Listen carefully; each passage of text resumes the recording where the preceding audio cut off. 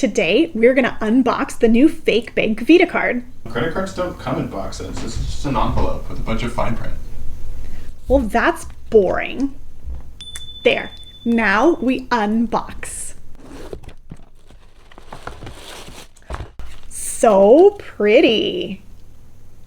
I am going to love pulling that out of my wallet. And we have convenience. Buy what you need now and then pay for it once a month in one handy bill.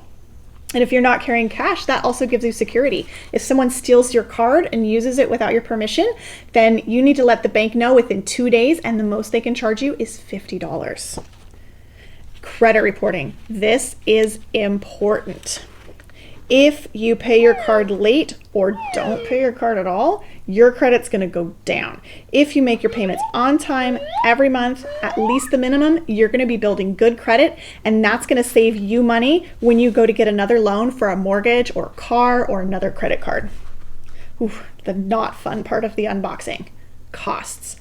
Credit cards have a lot of costs. Let's talk about how you can avoid some of the biggies. Late payment penalty.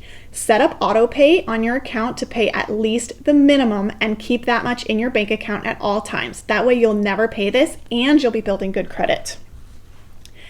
Interest, the other biggie. If you don't pay your card off completely, they're going to charge you interest, and they're going to charge you interest on the interest every day. So it adds up fast. So keep your spending down and pay your card off completely every month. Oh, rewards. Let's see what we got. Cash back? Heck yeah. It's time for me to go set up my auto pay.